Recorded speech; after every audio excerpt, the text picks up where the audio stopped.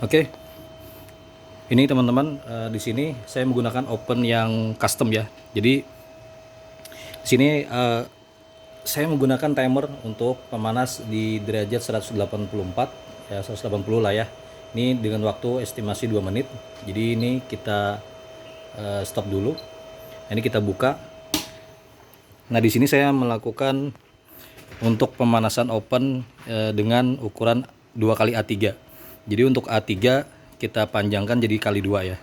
Nah, jadi karena di sana bolong, jadi kita lakukan roll to roll ya, seperti ini.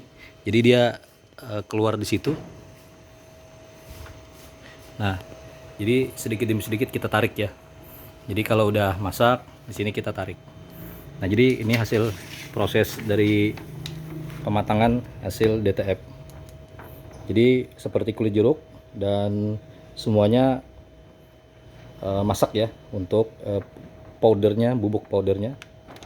Nah, ini ukuran 2 kali A3 udah selesai, dan kita akan lanjut untuk proses yang selanjutnya. Ini ukuran A3. Nah, ini yang belum di open. Di sini saya memakai untuk tintanya hanya di 40%, dan untuk tinta putihnya juga 40%. Kenapa jadi hanya 40% untuk tinta putihnya, tidak memakai 60%? Karena di sini saya akan menyablon dengan kaos warna putih ya. Jadi putihnya tidak usah terlalu banyak, yang penting 40% sama dengan 40% sudah cukup. Oke, kita akan open. Nah, biasanya dengan menggunakan custom open seperti ini, saya menggunakannya 2 kali ya biasanya teman-teman. Jadi sebelah sana yang dengan sebelah sini. Karena untuk open ini areanya tidak full, untuk pemanasnya hanya kisaran segini saja ya, tengah-tengahnya saja. Jadi kita lakukan untuk 2 kali. Nah, itulah kelemahan, kekurangan daripada open custom ini. Karena dia terlalu lebar ya untuk space udaranya. Jadi kita open dulu. Di sini saya menggunakan timer 2 menit dengan derajat 184. 180 juga boleh. Oke, ini kita sambil tunggu. Nah, kita akan lanjut untuk proses cetak DTF-nya. Oke, teman-teman, di sini udah ada di Acrorip ya untuk versi 10. Teman-teman bisa lihat di sini untuk Acrorip versi 10. Jadi untuk shortcutnya dia namanya itu DTG. Nah, ini dia. Nah, ini teman-teman bisa menggunakan versi 9 juga bisa. Kebanyakan sih orang-orang biasanya untuk yang versi 9 atau versi yang lama itu biasanya lebih bagus lah ya untuk kalibrasi warnanya, untuk pendapatan warnanya juga bagus katanya. Dan di sini untuk yang terbaru yang versi 10-nya, sebenarnya ada lagi yang versi terbaru. Ini saya menggunakan yang versi 10. Untuk di sini karena saya menggunakan resolusinya di sini 1440 untuk kali 720 dpi. Kenapa tidak memakai 1440? Karena di sini saya menggunakan kaos putih ya. Jadi nanti dia akan kelihatan aja. Yang penting untuk gradasinya dia lebih tidak usah terlalu high ya. Jadi tidak usah terlalu high, cukup untuk yang 1440 720 dpi. Nah, nanti di sini juga untuk speednya bidirection, jadi 1 kali sapuan. Dan untuk white dot size nya medium large, karena ini dia lebih bagus ya. Nah, terus untuk colornya di sini normal ya, seperti tabung tinta untuk yang L1800. Di sini untuk ink limitnya sama tinta putihnya 40% sama. Nah, di sini untuk input sama outputnya 100% sama. Nah, ini untuk weight-nya ya, ini ya. Nah, weight-nya di 40%. Oke, nah ini tidak terlalu tebal ya untuk warna putihnya, jadi tidak apa-apa karena kita memakai sablon di kaos putih. Ini dia untuk kaos putihnya, teman-teman bisa lihat. Nah, Kalau kita memakai kaos hitam, biasanya tuh 40%-nya itu harus lebih tebal ya. Paling nggak putihnya harus 60% atau 70%. Yang tebal-tebal lah gitu ya. Namanya juga untuk DTF ya kudu harus tebal ya. Karena kita menghindari yang namanya trouble pada saat sablonnya itu bermasalah gitu ya. Nanti dicetakannya nanti kalau misalkan tipis dia hancur, nanti kita menghindari untuk komplain daripada pelanggan. Oke. Nah, di sini untuk sifat L1800 ini untuk tabung tinta, karena untuk dampernya juga damper L1800 sama halnya dengan yang di mesin DTF saya yang sebelumnya, itu dampernya juga memakai damper L1800. Nah, untuk selang tabungnya juga masih selang tabung bawaan, karena dia cukup elastis dan juga cukup lebar ya. Nah, di sini saya tidak memakai yang namanya sensor ya teman-teman ya. Nah, itu yang di samping ini, teman-teman bisa lihat yang di samping ini, saya tidak memakai pasang yang warna gelap. Jadi biasanya kan dipasang ya, kalau misalkan untuk kabel fleksi sensor kertasnya itu kita pasang. Nah, kalau misalkan kabel sensornya di sini kita lepas, nah kalau di sini dia tidak apa-apa karena sensor kertasnya dia tidak aktif. Tapi kalau misalkan masih kecolok untuk sensor kertasnya, kalau di sini tidak ditaruh untuk yang hitam ya atau yang busanya di sini, ya itu biasanya akan terjadi error kertas sama tintanya. Karena dia tidak cukup gelap ya, cukup terang. Nah, untuk modulnya di sini sifatnya dia memakai banyak kabel fleksi, cukup praktis untuk kabelnya, tidak terlalu banyak yang perlu disolder. Jadi sedikit lah ya untuk kabel-kabelnya, karena dia pakai kabel fleksi, cukup dipasang-pasang. Nah, untuk yang terbaru di sini saya memakai yang kecil, karena di sini untuk L1800 yang terbaru, untuk navigator untuk yang maju mundurnya di sini sangat aktif ya. Jadi dia otomatis, cukup kita maju mundurkan pada saat mau mencetak, nanti dia cetak otomatis. Nah, kalau udah seperti ini kita matikan dulu.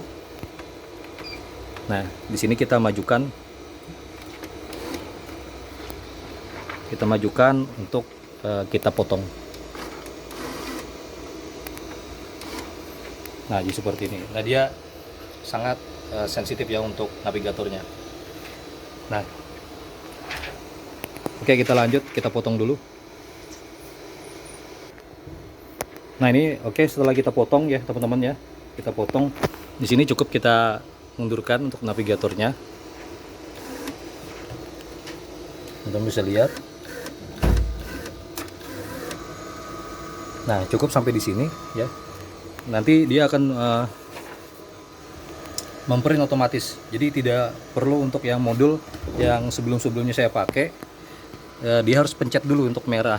Biasanya ada tombol merah di sini ya penggantinya ini. Nah, biasanya kalau untuk kita memakai yang akrilik itu ya, kita tekan untuk menaikkan roda ini ya. Untuk menaikkan ini biasanya kita kan pakai akrilik nih. Ini enggak.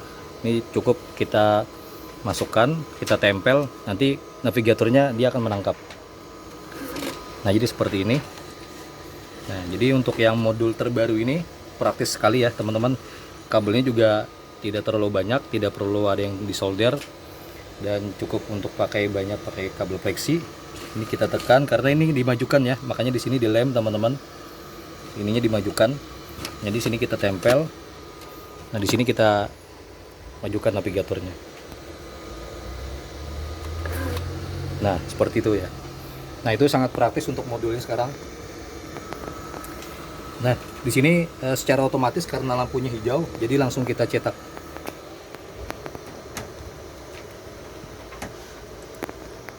Oke, di sini kita open.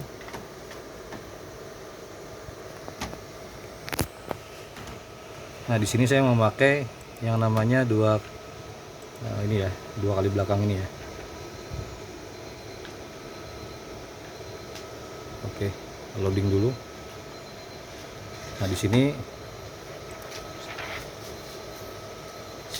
saya memakai untuk height-nya 80. Oke, masih kurang 82. Nah, ini pas ya. Oke, di sini kita mirror dulu. Nah, jangan lupa untuk di mirror. Nah, kita paskan sedikit. Nah, untuk printernya masih di 1440 720 dpi, karena untuk L stylenya L1800, juga untuk headnya juga L1800 series. Nah, itu untuk medium large nya bidirection. Untuk color juga tetap masih sama 40, dan putihnya juga 40. Oke, input outputnya 100. Oke, setelah itu di sini kita untuk black detect black handle-nya 100 ya. Untuk white ink curve-nya, gradient weight-nya itu 100, 50 dan 100. Oke, untuk ini gradiennya kita memakai 100%. Nah, oke, kita lanjut untuk print color fuse-nya dan white-nya juga harus dicentrang.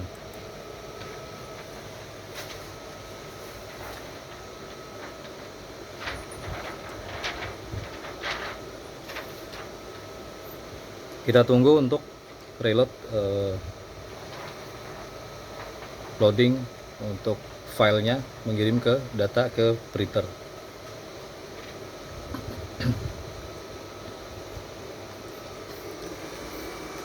Oke, sekedar informasi, untuk L1800 ini saya belinya untuk harganya dengan harga 8.100.000 ya untuk di daerah Banjarmasin.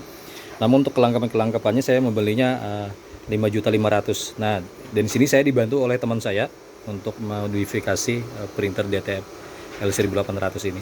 Jadi printer biasa ke printer DTF. Nah, seperti tadi, karena sensornya untuk kabel fleksi sensornya kertasnya itu kita cabut ya, biar nanti yang di ujung itu dia tidak menangkap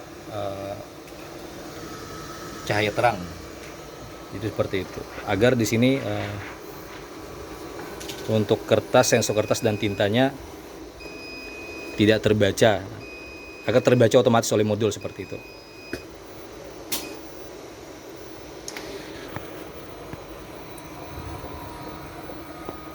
Oke teman-teman, ini udah jalan ya. Untuk printernya udah jalan.